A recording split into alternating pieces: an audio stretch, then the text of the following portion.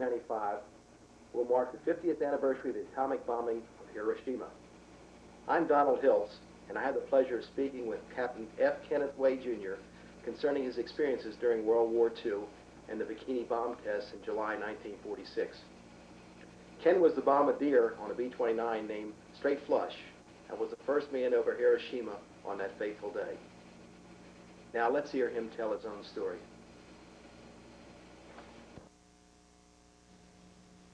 On the first bomb drop on August 6, 1945. There were 3 targets, the primary of which was Hiroshima, secondary was Kokura, and the tertiary was Nagasaki, of which a weather plane went to, 2 other weather planes covered those 2 cities. But of course we wanted to get Hiroshima if the clouds cover would allow us to make a visual clear bomb drop. I made exactly the same, at the same altitude, 30,000 feet, same heading, 270 degrees, from the same initial point as the plane with the Enola Gay with the atom bomb on it. On the, we call this what you call a dry run, when we make a bomb run without dropping a bomb, of which we were with a dry run. We made the run over Hiroshima, did a 180 degrees, came back over and rechecked my figures and all to make sure that that it was clear and not enough cloud cover to where the Enola Gay could come on in and drop the bomb. One of the only, what you might say, depressing thing that happened during that was we triggered, my plane triggered on the ground, the alert for everybody to go and hit the bomb shelters.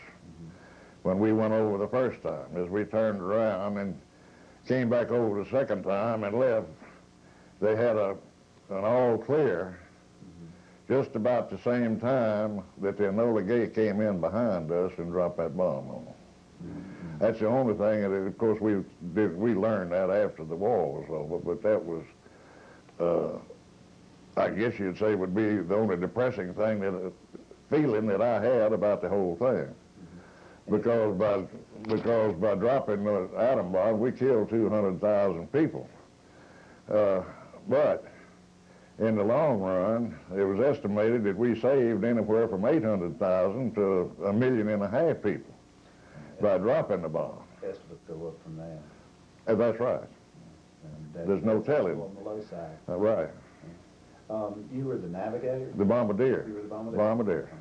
And it was a B-29. B-29, it was what you call a smooth B-29. B-29, regular B-29s had gun turrets on each side and on the top and on the belly and in the tail. But they built us 12 special planes, smooth, what they called smooth, because we had no guns, no turrets, no nothing that would slow us down. It gave us the advantage of being able to carry a heavier load and fly at a higher altitude at a faster rate of speed. Of which the speed was one of the most important things, because when it dropped that bomb, it didn't know what was going to happen. So you had to have the speed to get out of there. So your plane was equipped, it could have dropped the bomb. If I'd had the bomb on there, I could have dropped it. And of course, we didn't have but 2 of them. We had what they call the little boy, which was dropped on Hiroshima, weighed about 6,000 pounds, and the big boy that was dropped on Nagasaki weighed about 8,000 pounds. Now, what we call practice missions, we flew, I flew 5 missions. Well, we had 12 crews, and we must have had, we all dropped 5 bombs. We called them pumpkins because they were shaped, they looked just exactly like a huge pumpkin with a square tail fin on them. And they weighed 10,000 pounds. They were simulated. And they had the same characteristics of the bomb as what the big boy had. But it was loaded down with 10,000 pounds of TNT, which were the largest bombs that were dropped anywhere, and the only ones over there. Oh my, that must have made a pretty good mess when it It made a hell of a mess when it hit. 10,000 pounds of TNT. Yeah. I imagine there were a But whole- now, of course, we had two bomb bays. Second bomb bay, there was trips, missions to Japan from Northfield, Tinian, where we were based. That's They were Tinian Island in the Marianas. And Northfield, of course, was the largest airfield in the world. And we had our own secret area to... Well, when our engineers got through with those islands, each island was almost like an aircraft carrier. Yeah, that's exactly, yeah. Oh, yeah. From what I understand. Tinian had two airfields on it. Saipan had, I believe, 3 on Saipan, 3 or 4 on Guam. And you'll see all those B-29s in the air at the same time, hundreds and hundreds of them, is a sight to be seen. Those are beautiful planes, too. Oh, it was the finest plane in the world. Of course, it was huge then. Not so anymore. Not so anymore. It's just no. I think even 747s are bigger now than what a B-29 was. Something like the C-5 Galaxy Yeah.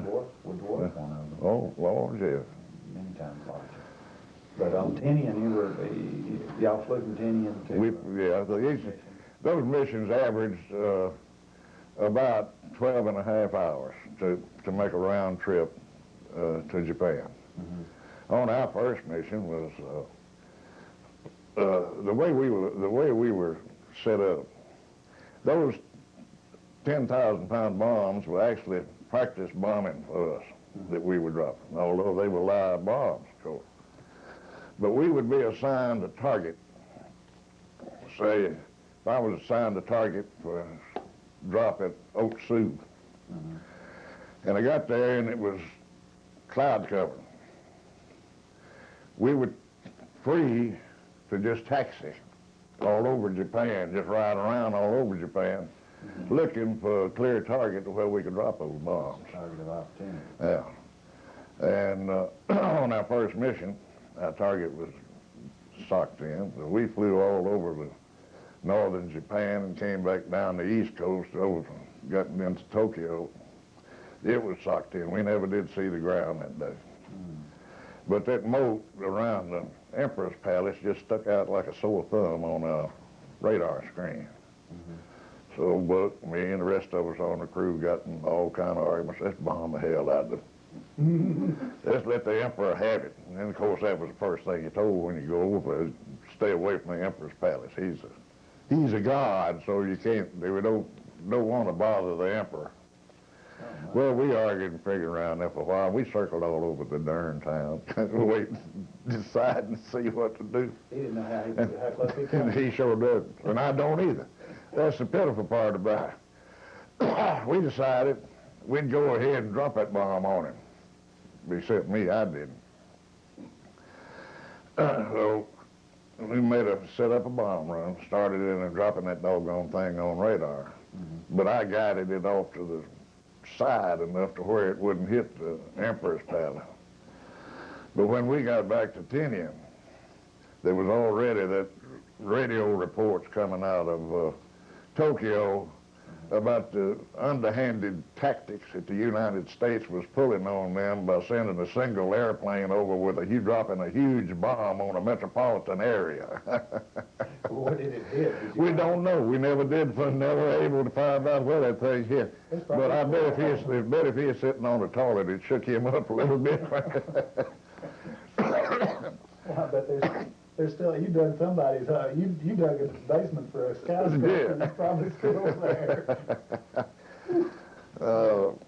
But we flew five of those missions, and 4 before the atom bomb, 4 Hiroshima mission, and then 1 more on the 8th of August, the day before they made the Nagasaki bomb drop. And of course, that was the end of it then. Let's say just a little bit about the group. You flew with the 509 composite bomb. 509 Composite Bomb Group, and what that is, it was the only one of its kind. We were actually an Air Force in ourselves. We had our own security, we had C-54s that supplied us, that flew back and forth from the States every day, bringing us steaks and Jack Daniels liquor, and also early times to swap to the CBs to give us a Jeep or a tent built. Oh, man. But we were kidded, of course, when CBs could be had. Oh, they were easy to be. But now they were smart too. Ellie and I decided we needed a Jeep. We had them build us, so we gave them a case of early times to build us a 24 framed tent, 24 by 24 framed tent, which they did a good job. Built us, it took a 55-gallon drum, made us a good shower and all that. So we decided we'd be gambling all the time, that we'd go up on the hill and do some gambling up there, but we needed a Jeep. So we gave the CBs a case of whiskey to give us a Jeep. But we left, it was after dark. They brought that doggone thing. It was after dark. And we took off up to the top of the hill and was in a high-stakes game up there. And an MP came in there and says, who is a one-star general? I asked somebody there, who is a one-star general? There's none in here. He said, well, he's got a Jeep parked out front. They'd sold us a Jeep and they'd stolen the dang thing on Tinian and brought it over, on Saipan and brought it over there to us and didn't take all of the designations off of it. But we didn't know a damn thing about that Jeep. They never found that Jeep. Never did find it. Well, the question after that, I guess, was whether the MPs gave it back to the general. They probably took the insignia off of it and sold it to somebody else. About what to do. Well, you might have got that case early times. Yeah.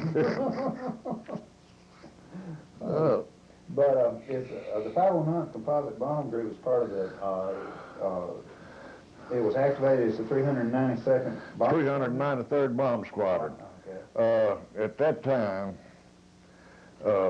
we were all, about 5 air bases in Nebraska, were being filled up with crews from B-17 crews into B-29 crews to send them to the Pacific. They had trained you on B-17. Yeah. And we were stationed at Fairmont, Nebraska.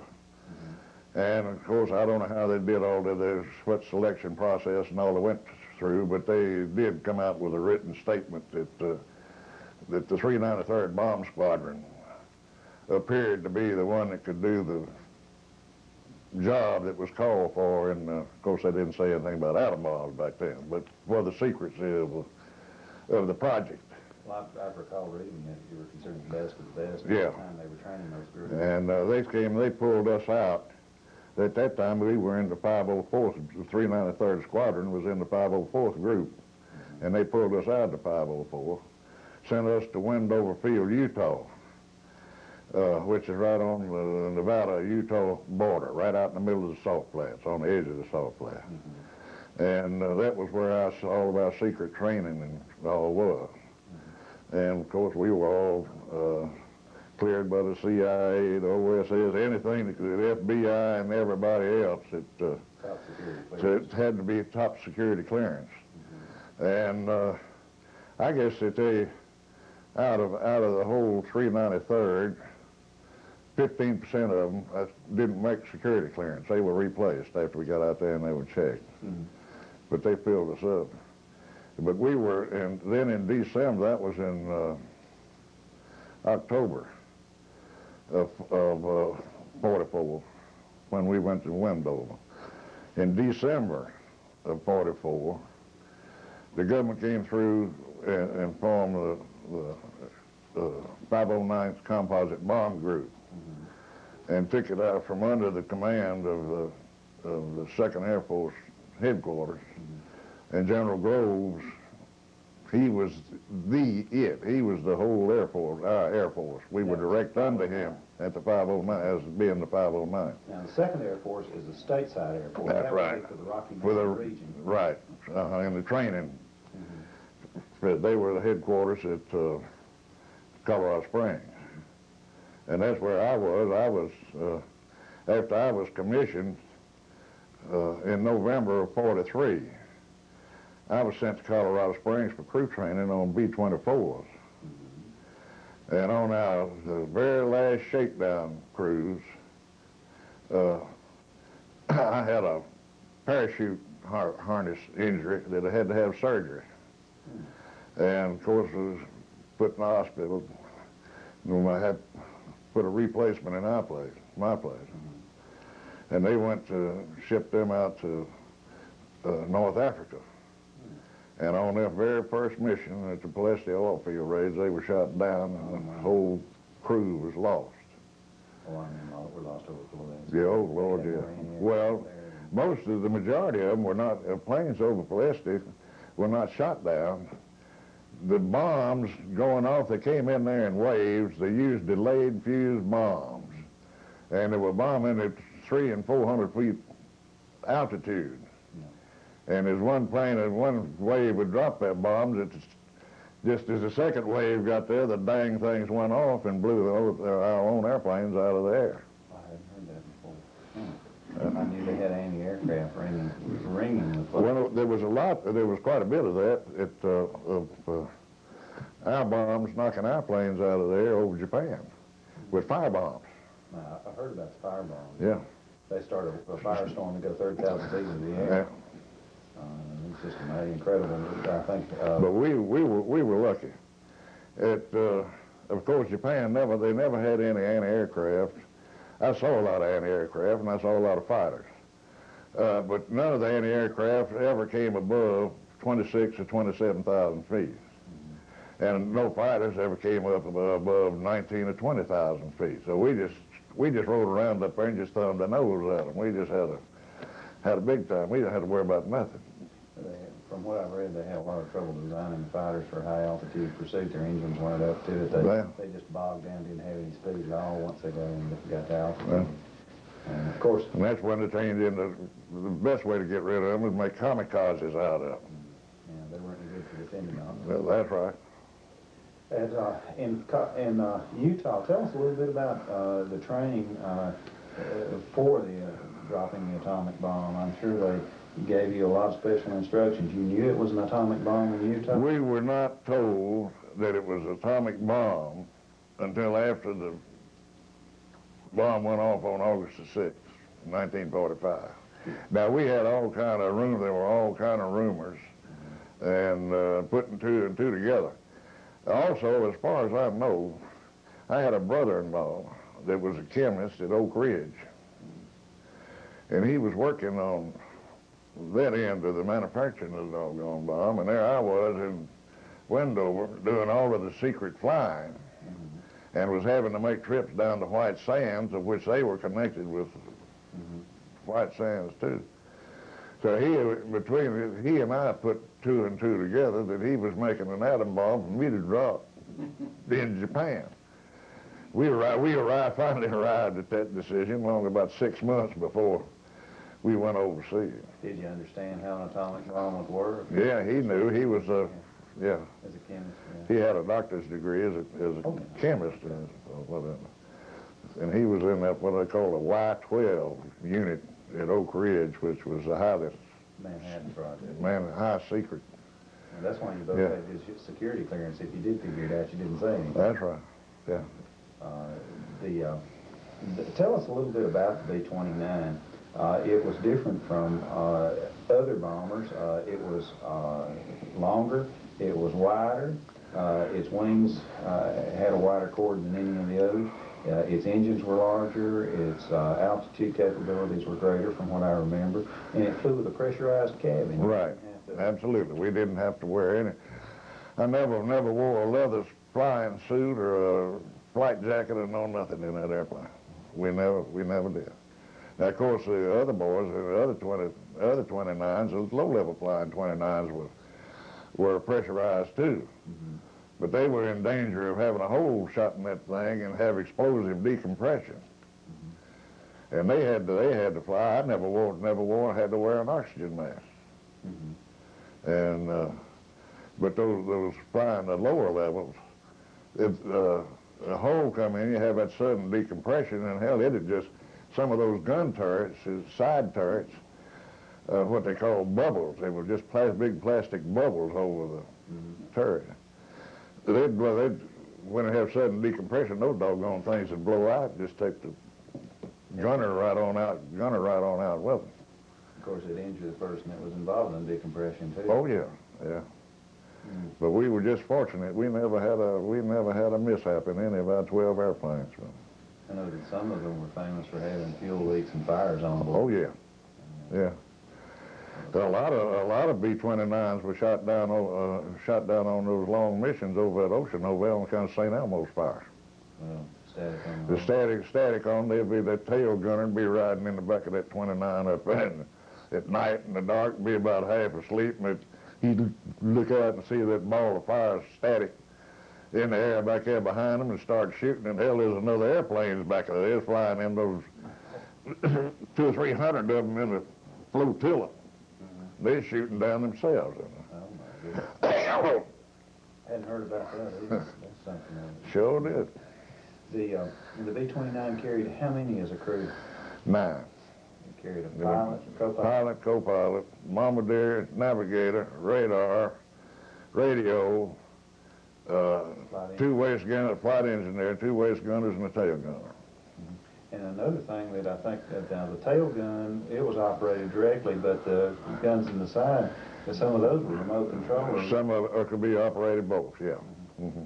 That was quite an innovation. Yeah, sure was. See, it had a belly turret and a top turret directly above the belly turret. And I could, if I'd have been in one of those planes, I could have operated that from the nose of the plane. And these are the ones that did low-level bombing. Yours was slick with a gun. Slick. We had no. I don't know why they left the things on there. The only gun we had on board was one 20-millimeter cannon in the tail, and I don't know yet why they ever left that doggone thing in there. I guess so. You carried a gunner for it? Yeah, we had. I guess he needed a job. Of course, they didn't call them a gunner, though. We called them scanners. We had two waist gunners and a tail gunner. Oh, really? Yeah, but there were no guns. So they just had a window to sit there and look at it. That's what they called scanners. One of them operated the camera, and the other, and I guess, emptied the toilet. Whatever. There wasn't nothing left for them to do. Well, in the air for as long as you were, then probably just got up a good card game. Oh yeah, but that's what we did. We had the CBs build us a table that would fit over the aisle stand between the pilot and the co-pilot, of which I backed right up to somewhere. And that's as soon as we got to altitude, we put that thing on automatic pilot, pulled out the poker table, set it up there, and we played poker the rest of the way. We'd take it off of there long enough to make the bomb, for me to make a bomb run on the thing, because then right after we'd drop the bomb, back that table would go, and we'd play poker all the way. That's the reason the name of our plane was the Straight Flush. Everly and I had the reputation of being the gambling duo. Oh, okay. So that's where we came up with the name of the Straight Flush. You come back any richer than you left? Pretty well off. It was a little bit more lucrative than the pay from the Air Force. The B-29 was a particularly fast plane. It certainly would fly faster than any of the fighters made before World War II and in the early years. How fast would it get? You're talking, well, of course, when you're talking about speed, you're talking, there's two things. You got airspeed and you got ground speed. But for your medium, actually, if you were flying, I guess, with no headwind or tailwind, 280 miles an hour was top speed on that 29. And it was always better. You had a better chance of making a good hit by flying into a target into the wind. when you're going slower. You're more stable. It slows you down. And then that gives you all of that tailwind when you drop that doggone bomb. You do a 180, and you pick up all that tailwind, you get out of there like that. And you lose altitude. You lose altitude as you go in that turn. Speed up too. Yeah, that picks up speed. but the winds over Japan were terrible. Oh. You never knew what direction they're coming from or what speed that the doggone things were. Mm-hmm. And it took a long bomb run from the initial point to the target for a bombardier to figure out what in the dickens, how much to crab that airplane to fly it on a straight line. Sometimes I've had that doggone thing, the winds would be so doggone high, I'd have that doggone thing flying on 45 degrees with off target lines. And that would be, you'd be going awful slow ground speed when you're flying at 45 degrees off a straight line. On the day that they decided to drop the bomb on Hiroshima, how did they choose the Enola Gay? The Enola Gay was chosen by Paul Tibbets. He was the commanding officer, and he was not a crew member per se. He pulled it on one of the crews. He pulled a co-pilot off of the crew and moved the pilot into the co-pilot seat, and Paul took the pilot seat. And of course, for a long time, that was the only plane over there that didn't have a name on it. And nobody thought too much about the doggone thing. And all of a sudden it came out just a few days before the bomb drop, it came out with Enola Gay on it. Well, famous flying. What did you think of Colonel Tibbets? Finest fellow that ever lived. Just a fine, first-class gentleman. He was that was one thing about the 509th. I guess we were the least military of any Air Force unit that ever was. We were all just good friends, and even between the officers and the enlisted men. I don't ever remember saluting anybody. We played together, we worked together, and it was... Well, you drove that Jeep around eating it all, you ought to get at least... Hell yeah, should have, but it's after dark, nobody saw the dead burning star. It sounds like, it sounds really, in a sense, like it was almost fun. It was fun. It absolutely was fun. When, of course, we did a lot of hard training and did a lot of flying, putting on a lot of hours in the air.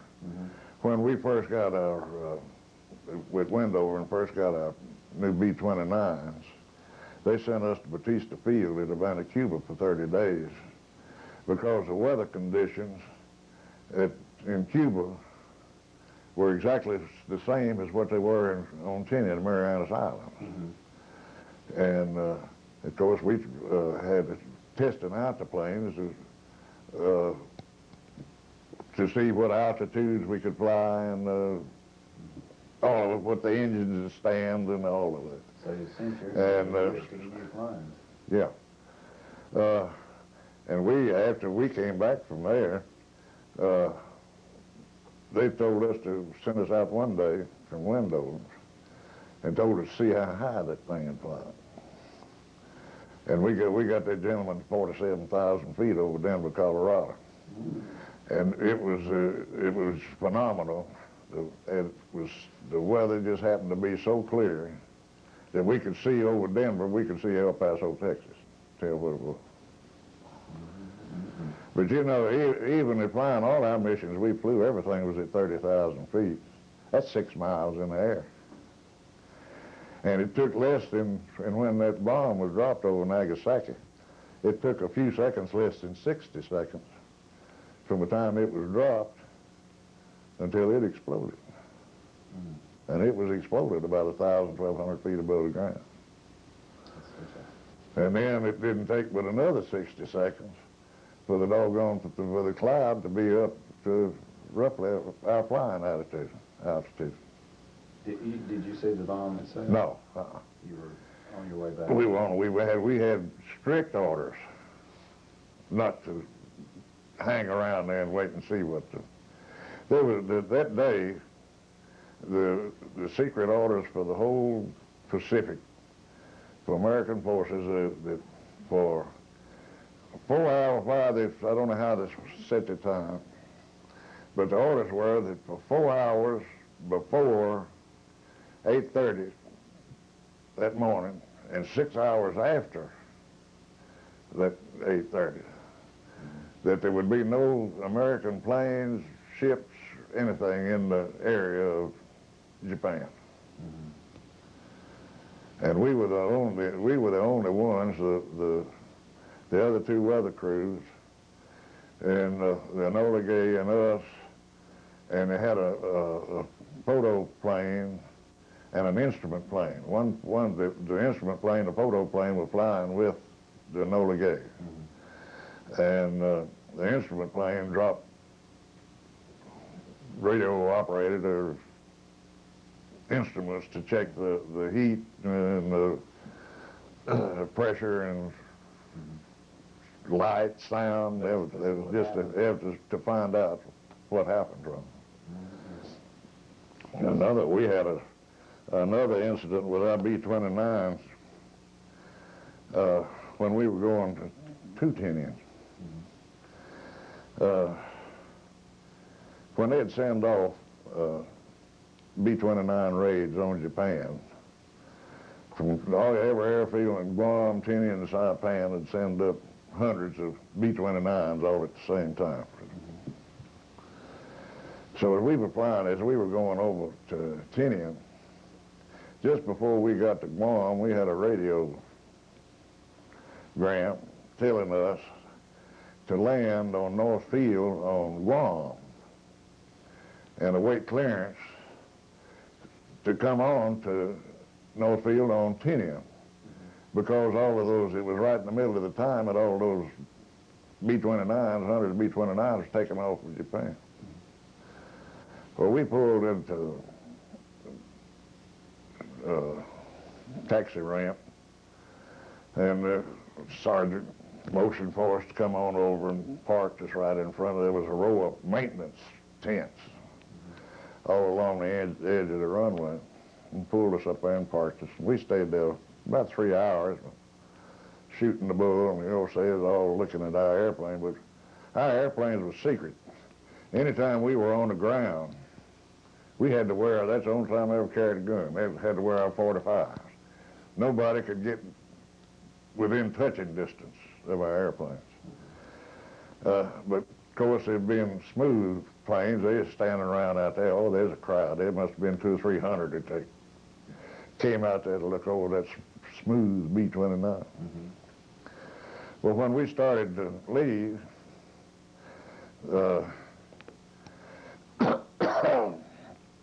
man on the ground asked us, wait a minute, get the tractor and we back you out of here, back into onto the taxi ramp. They said, oh, we don't need a taxi, we'll back it out. And, well, to bring you up to date, we had the first reverse pitch props on an airplane. And the reason for that was, with that bomb and all of that extra gasoline that we were carrying in that second bomb bay, if there was we couldn't take off on the runway because of the weight. We went off of the end of the runway, flew off the end of the runway, and then the ocean was about 80 feet below the end of that runway. Okay. But the reason, basically the reason for the reversible pitch was to use as brakes on landing. But the secondary use of it was to abort a takeoff mission. But you knew that weight behind it, pneumatic brakes wasn't going to hold anything, and that was the reason that had reversible pitch props. They were a little surprised to see you back that airplane. Yeah. I didn't know you could do it in anything. Well, when Etherly told him he's going to back it up, you never heard such a laughing and a clapping of hands and a carrying on in your life as it did. Buck said, let's show him, Dustin. He told Etherly co-pilot, said, reverse them. He hit those reverse buttons. We couldn't see nothing but shoe heels and tents going through the air. It blew down everything there was on that daggone end of the island. They weren't quite ready for that. No.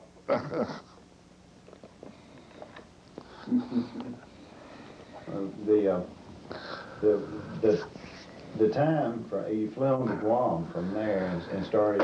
We flew from Guam on to Tinian. Yeah. And we flew for the first 3 weeks.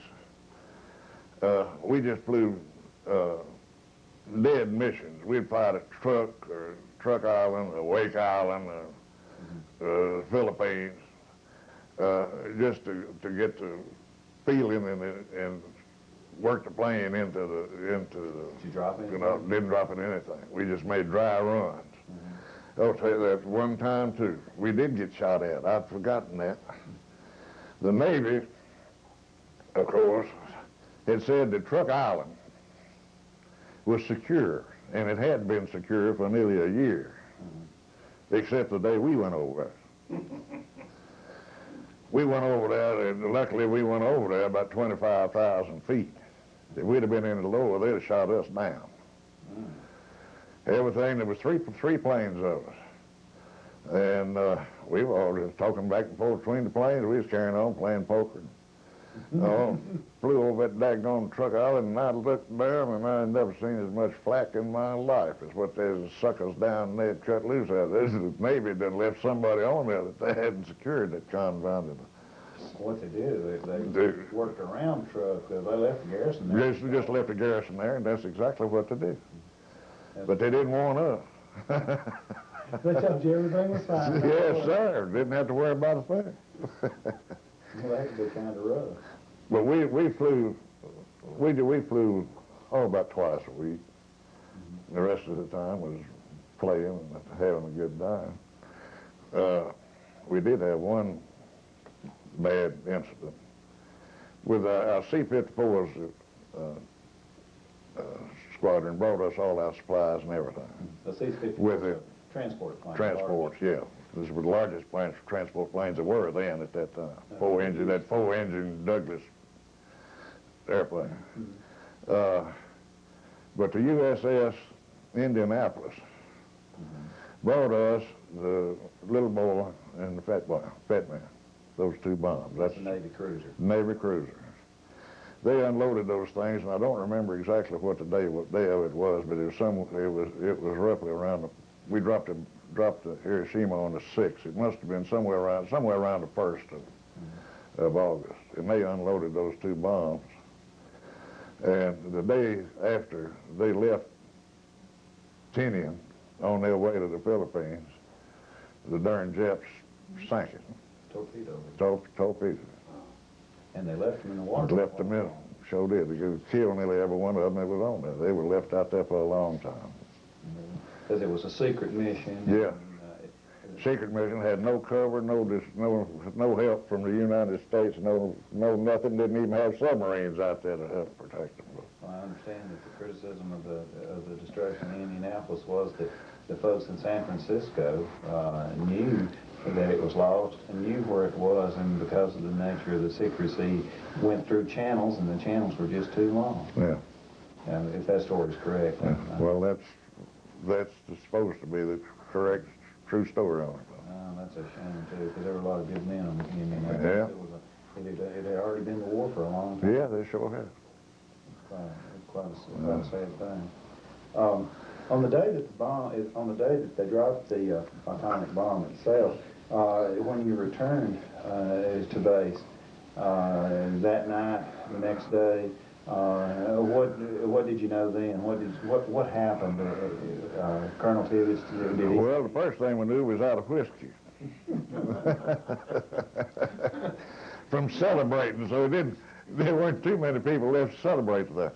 Now, that was when, of course, On the Enola Gay itself, Tibbetts told the men what had happened. And then it was, of course, he had designated somebody back on Tinian to clue the rest of them in. And then, of course, we were only 20 minutes ahead of the Enola Gay. And of course, we didn't know a darn. We didn't have any idea. We were last. We were actually the last to know. Coming back in. Well, what did you think of it at that time? You said you celebrated. It must have been a little. Well, we had the 509th had been teased for about 9 months that we were going to win. That we were going over there to win the war. All of our, of course, all of us had all friends and all those other bomb groups over there.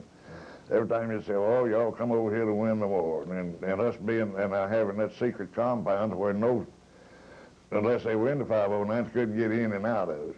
Couldn't have had the same thing with our airplanes. Made you look like snobs. That's right, just exactly. But that didn't keep us from getting together. But we didn't have too much celebrating on the first one.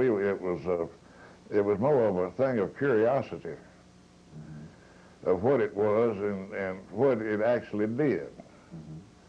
Because it was another day before we got pictures of the destruction. Yeah. But we went out. Of course, President Truman is supposedly told them to surrender immediately after, or asked them for surrender, of which they did nothing and even gave no reply. And they sent us back again on the 8th to drop some more pumpkins. And that was the next day. The 6th, 2 days later. But on the 8th, we went back and dropped pumpkins, and that's where I had the best bomb drop of the whole war. We found that again our target was socked in. And we flew on over to the China Sea over on the west coast. And they're sticking out like a sore thumb. And by the way, on the Hiroshima drop, Japan was completely socked in until I got right to the aiming point, and there sat the city of Hiroshima, which is a huge delta, just like a hole in a donut. And it only had about three-tenths cloud cover at 2 altitudes, just light floating clouds, and there could see our aiming point just as clear as if it was meant to be. But anyway, on the drop on the west coast of Japan, there was a bay that must have been 15 or 18 battleships, cruisers, everything that the Japanese had, and right out in the middle of it was a huge hospital ship. But all around the edge of that doggone bay were buildings that were ammunition dumps. And of course, I didn't want to hit bother that hospital ship. So I dropped the doggone thing on the leading edge, the closest point to me of those ammo dumps over there. And that's the prettiest sight I ever saw in my life. When that thing exploded, it looked like a fire on a firecracker, just going right all the way around. And oh my goodness. Blew, and it blew a bunch of, and their own ammunition dumps going off, sank some of the ships that were sitting in the bay. So what had happened is they probably had the target hardened from the air for everything but a 10,000-pound bomb. Yeah. When your 10,000-pound bomb went off, it just followed like a conduit through the bunkers all the way around the bay. Yeah. Amazing. Incredible. They sort of built their own destruction in. They show us the Dickens did. Well, they hadn't had anything. In fact, the United States Navy had been looking for the remnants of the Japanese fleet for a month or so. Hadn't been able to find them anywhere, but we just accidentally found them over there. You get to tell them where it was. After that, they didn't have anything to do. Well, they didn't have anything probably they could have. Well, when we were flying our missions, we never flew, when our missions over Japan, we never flew up there when the other B-29s were up there. And being there were only 12 of us, the communications may not have been too good between the Navy and the Air Force about us being single airplanes. They probably considered us as being just like a weather airplane that would be flying over or something. But many a time, 2 or 3 times, we'd be flying either to Japan or coming back from Japan. And we'd fly over the Navy. And you've never seen such a mess in your life as what they're doing, making those wakes, making circles and evasive action down on that ocean down there. Because you knew good and well they never had been alerted as to what we were. Every horn and siren was in. You betcha. I bet it was a sound ahead. Anyway, you got to know that you woke the Navy up. Yeah, shows that they, whether they did it or not a thing, they did anything, they woke up. Everyone went to Dallas Station. Oh, my. Tell us, did you have any involvement with the raid on Nagasaki? No. No, on the 9th, we sat it out. We played poker all day that day. And that raid on Nagasaki, Kokura was the primary target. That was the one that should have been hit, rather than Nagasaki. But of course, they cover up everybody's mistakes, so I won't bring that out. But there was no reason, it turned out there was no reason why Kokura wasn't bombed. But as they were going up there, they used the excuse that they were running low on gasoline. And it was closer to go to Nagasaki than it was to go on to Kokura and bomb it. So they dropped it, and they more or less they dumped it. Where the figures show that the Nagasaki bomb explosion completely destroyed 4 square miles of the heart of the city. And it's the bomb on Nagasaki only destroyed 1 square mile of the city. They dropped it so far away from the aiming point that it just missed, in other words. Nagasaki was a harbor. Yeah, and it's in a mountainous area. It's in the south of Japan too. Yeah, it's over on the southwest side of Japan. And there's some high mountains, and where he dropped that thing was in between some of these mountains, which luckily, the mountains, by him missing as far as it did, the mountains funneled the force of it towards Nagasaki, the city. If it hadn't been for that, he wouldn't have done any damage at all. I know that Hiroshima and Nagasaki were 2 very old, somewhat western cities. They were, but there was Navy. Kokura had an Air Force base. It was probably, it seems like a good portion of their air defense was centered in Kokura. Yeah. And I forget what Hiroshima had. I guess Army or something like that. The Army, the Hiroshima, was the headquarters of the 2nd Imperial Army. And of course we heard after that bomb was dropped that there were some American prisoners that were caught in that. But I never did know for sure any proof of it. I think I've read some of the same sort of rumors, but I don't recall reading any accounts. What did I want to ask your opinion of the bomb? I think I know it, but it would be nice just to have it on tape. The people that were killed saved a lot of lives. Atomic warfare became a reality for the world after that. I'd like to talk a little bit about the Bikini Atoll too before we quit here today. But what's your opinion of what was done and just the atomic age that your bomb group ushered in? Well, without a doubt, the dropping of those 2 bombs brought an end to the war with Japan, which saved us an invasion. and from the history of the Japanese people. They would have fought to the death. We probably may have had to kill off 90% of them to stay, every man and child in Japan to stop the war, including, there's no telling how many Americans would have lost their lives on an invasion. Well, there were estimates in the first wave of the amphibious assault, 8 out of 10 may have died on our side. Right. So there's one thing that it has proven, that it is a deterrent, or has been a deterrent to keep anybody else that had bombs from using them.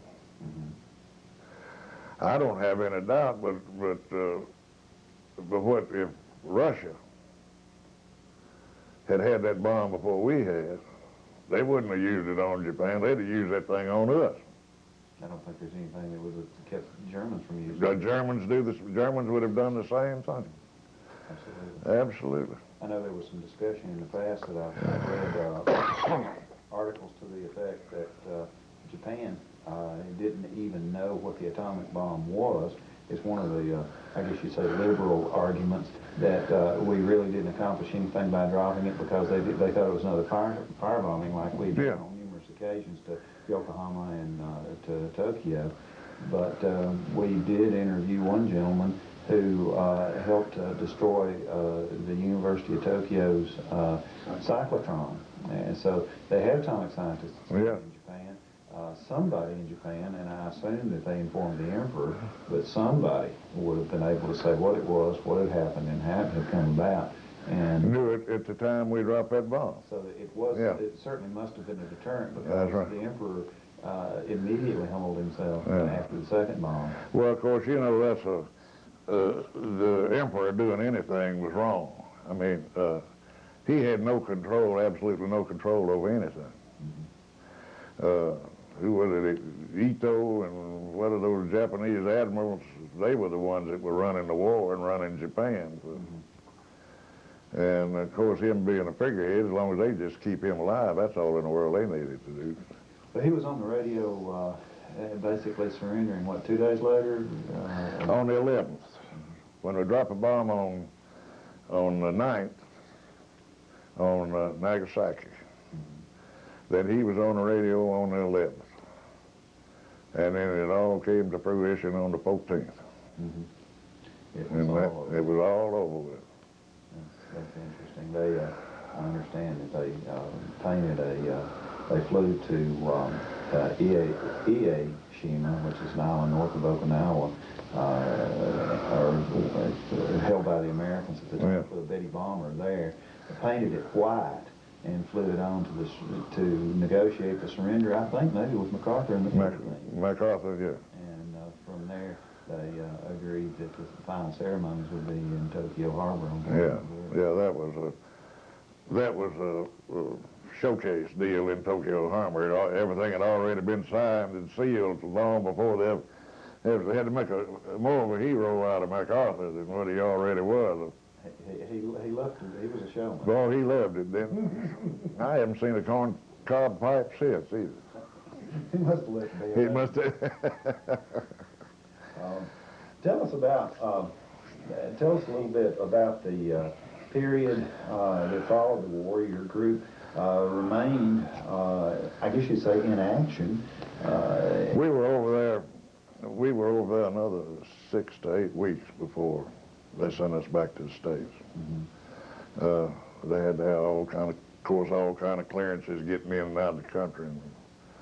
And with as many B-29s and crewmen that were over there, that funneling that pipeline through Hawaii was a mess. But it was close to 8 weeks before we were able to get away from over and come back to the States. And then, of course, had a month's leave to get reacquainted with the family, and that's another thing. I had a daughter was born when we were at Wendover, my first daughter. And they used to rag me to be the dickens on. They bunch out there nicknamed her Bombza. Bombza Way. Now, that would have been one that wouldn't have wanted to see. Now, after a leave, we went back to Roswell, New Mexico.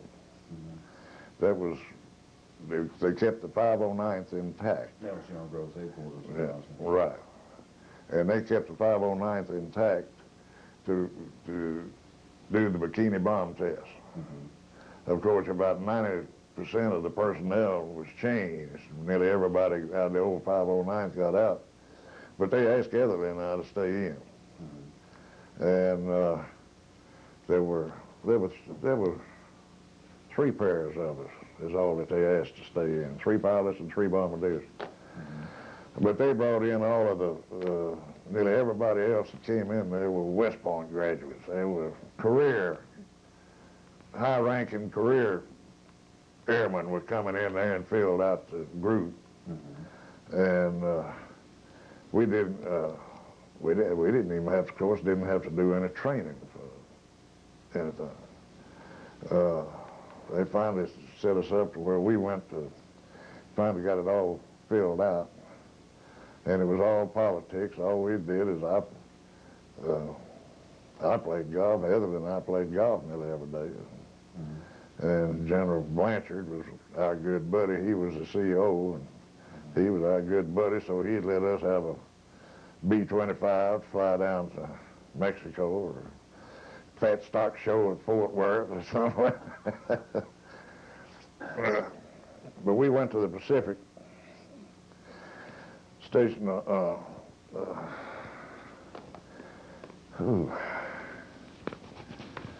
We went to the Pacific, must have been in May of '46. And they had all of the ships in Bikini Harbor, all anchored, and had goats and animals and all everything. Any wild haired Clintonese type fool come along and put something out there to get it blown up. But they had everything in the world. And on the roulette, we dropped the bomb. Etherly and I, we were flying right over it at about 30,000 feet. And of course they had that bad mist, but it still had the same cloud.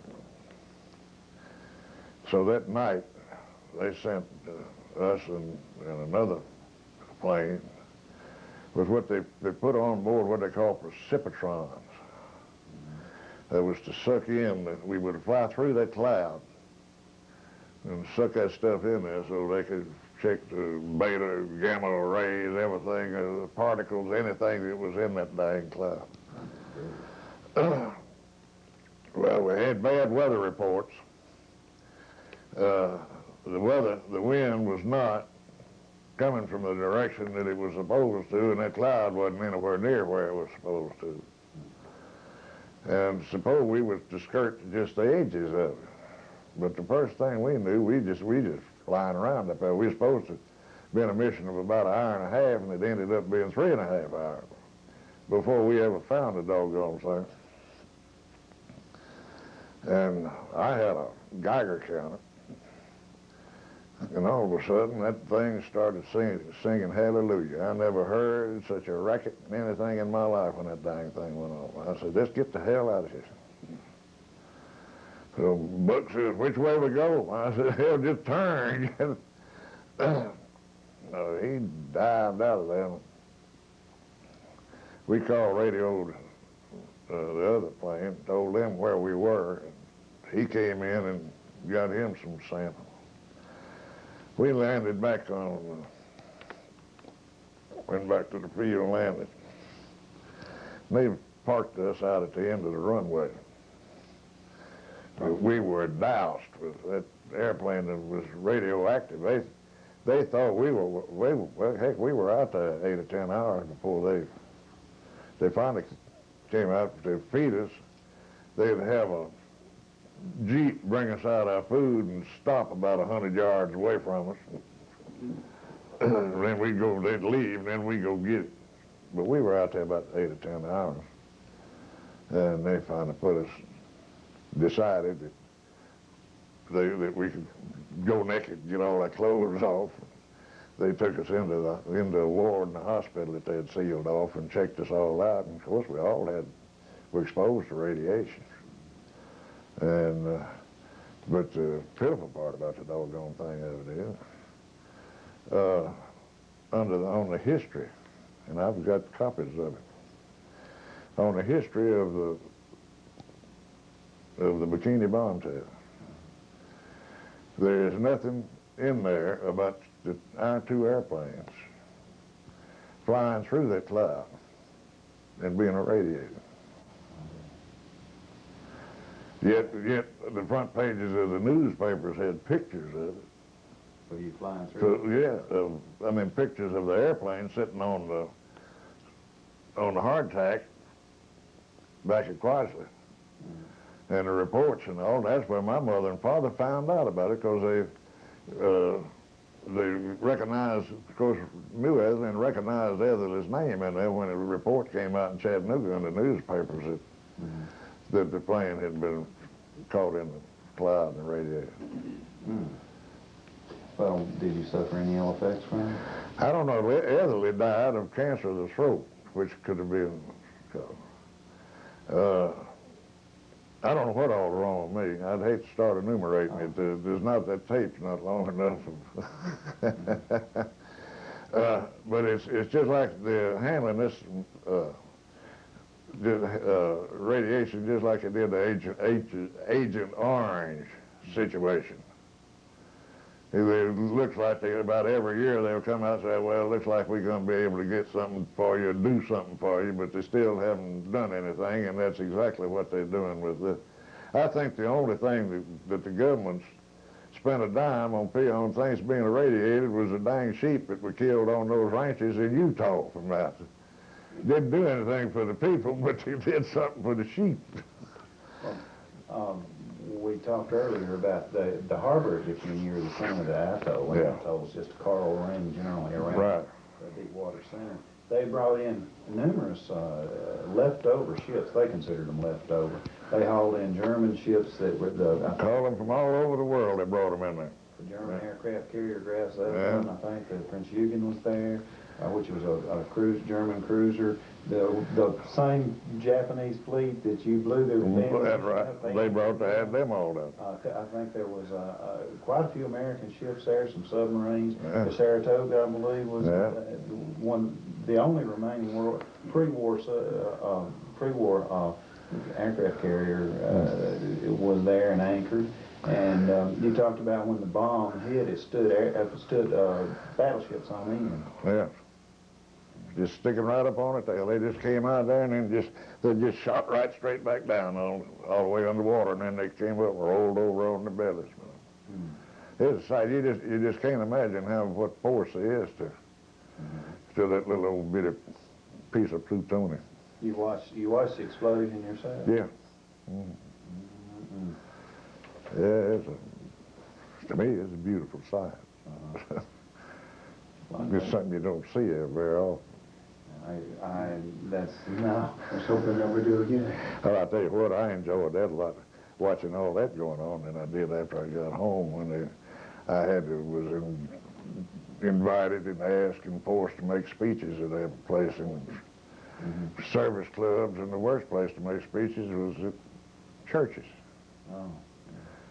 Because I'd always have, after I'd make the speech, and they'd have a question and answer to it. And the first thing every time, it never failed, the first thing I was asked was, how do you feel about killing 200,000 people? I don't think that's a fair question. No, it wasn't a fair question. Not at all. But that was all that never failed. That was. Well, one of the reasons I asked the question about how you felt about the bomb itself is we have interviewed numerous veterans from that theater of war in particular, and that would have been faced with the prospect of landing if your bomb had not been successful. Absolutely. And I think if they take all the tapes that we've done here as a whole and look at what those men were 250% behind you. They thought that it was the thing to do. I don't think I heard a dissenting voice. Never once. Never heard of dissenting voice. And the man that destroyed the cyclotron, he loaded on his, he had a tractor trailer rig. He was driving a Army Prime Mover. He was a CB. And they dumped the Japanese cyclotron into Tokyo Bay. And that proved the one argument that I had heard numerous times that said that the atom bomb was not appropriate because the Japanese didn't know what it was. They knew what it was. Yeah. And when well, I'll tell you, Mike, what's sickening to me is this deal. The Enola Gay has been sitting up there in Washington at Smithsonian for 49 years, and they haven't done a damn thing with it. But you got some idiots up there, of which everything Clinton's appointed in Washington is a damn idiot, that have made this, come out with this decision about not even putting the Enola Gay in the Airspace Museum. To me, that's the most famous airplane that there is. You got the Kitty Hawk and the Spirit of St. Louis that have always been, but nobody, unless they're as old as I am, don't even remember either one of those two to start with, I don't reckon. But of all of the things, and to me, it's a slap in the face, not only of the United States government, but especially to us that were in the 509s, for not having that daggone thing in there on display. And these two idiots that brought up this situation claim that the United States did not need to invade Japan. They only did it for revenge, not to win the war, but did it for revenge. And that the Japanese hollering, and they're agreeing with the Japanese that the only reason that the Japanese say the only reason they went to war was to protect their heritage. Oh. Well, now what in the hell was the United States doing in the war, fighting the Japanese, if we weren't trying to protect our heritage? They're the ones that invaded the Alaska and Pearl Harbor. That's right. They tried to take China, Korea. Well, they did take China and Korea and all of those lower countries, then got over as far as into India, trying to take India. And even with the revenge factory, they hadn't talked to Burt Bank, have they? No. But it's disgusting to me that something hadn't been done. They were talking about, I'm sure you've read these articles about that, Yes, of where they want to show pictures of a little Japanese girl where she was killed in her lunch boxes there with the food all going bad and all of the slaughter and all. Put those pictures all around of what we did to the Japanese at Hiroshima. And the only thing they're going to put in there, as far as the Enola Gay was concerned, was take the pilot seat out of it and put it in the middle of the exhibit. Well, the Enola Gay is fully restored now, isn't it? They never have finished it yet. I know they were working on it. Yeah, they've been working on the darn thing for 49 years, just a little bit at a time. Well, it's out there what's it, something Hill, with his wings off, you know, Yeah. the fuselage for a long, long time, the wings stacked beside it. Yeah. And, no, That was to me, I thought we understood that was the reason that they built that new airspace museum, was on account of the Enola Gay being so big that they couldn't, the Smithsonian couldn't take care of it anywhere except in a new building. I think it was. And then these two fools come along here. It beats everything I ever saw. Well, maybe we'll just get a limited dose of that particular kind of Washington. You were talking about the Clintonian Washington, That's the idiot Washington. I'm trying to be diplomatic. Well, I don't care anything about being a diplomat. I tell you. Well, see, if I can be diplomatic and balance off the others. But I do think it's quite wrong. History should be told as history was. It should be told for what it was. And when you try to rewrite it, you've disgraced the people that were originally involved, and you've lied to every succeeding generation. That's right. And that's just not the way that history should be That's done. right. I want to talk a little bit about, after you finished at the Bikini Atoll, did you return home? Is that Yeah. when you got out? Mhm. What was your rank when you... Captain. You were a captain. You returned to home and that was... Chattanooga, yeah. Okay. Don't ask me how I got the gas I've been exactly half my life now this year. Oh, man. Well, what did you do here in Gaston? Had to own and operate domestic laundry cleaners. Oh, I see. I would like to ask a few things about the very earliest part of your career. Before the war, were you in college? I was in college, University of Tennessee at Knoxville in the second year. And, of course, I was tipped off that I was in danger of being drafted. A friend at the draft board, so, and I think it was in November of 42. I beat it down to the draft board. I enlisted in the Army Air Corps Cadets. And was called to service in March of 43. And then Bombardier School training. And at the time,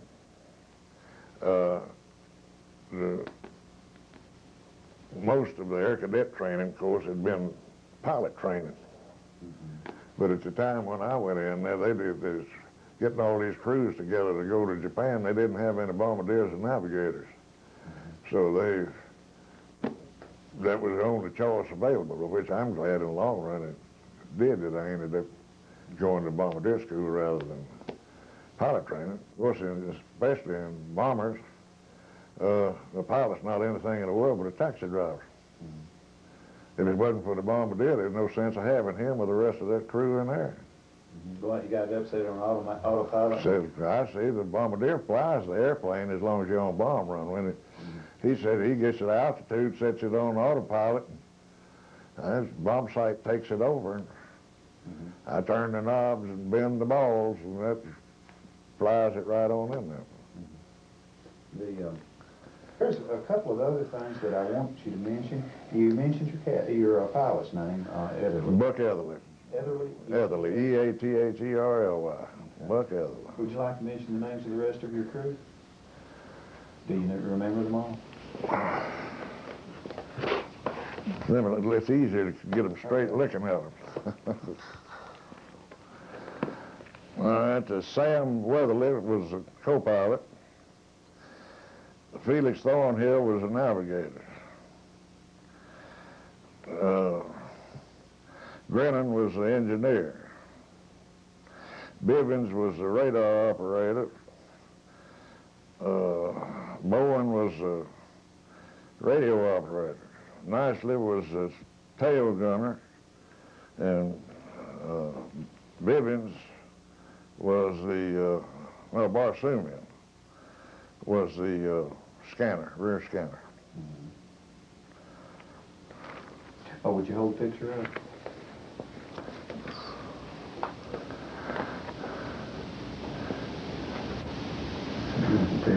The corner, it says Tinian Island, 1945.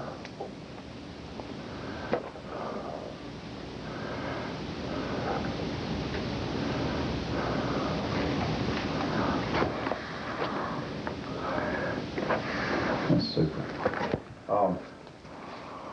Is there anything else you'd like to discuss? This is an oral history. It will go into the archives at the Gaston Public Library, genealogical archives, as a matter of fact.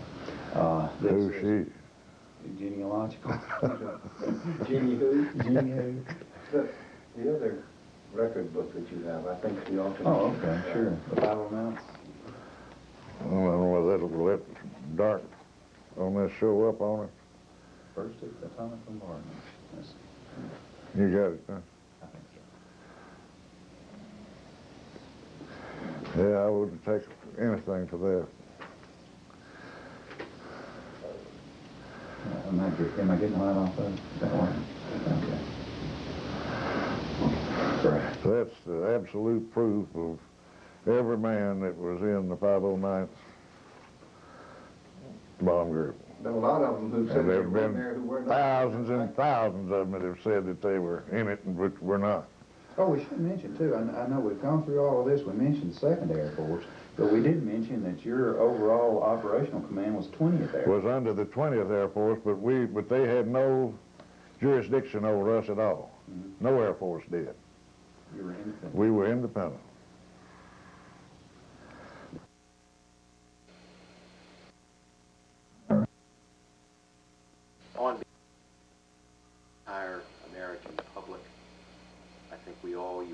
gratitude for all of your efforts in World War II in attaining peace.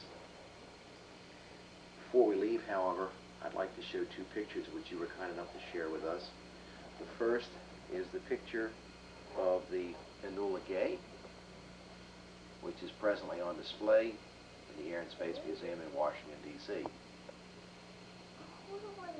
Second is your plane, the Straight Flush.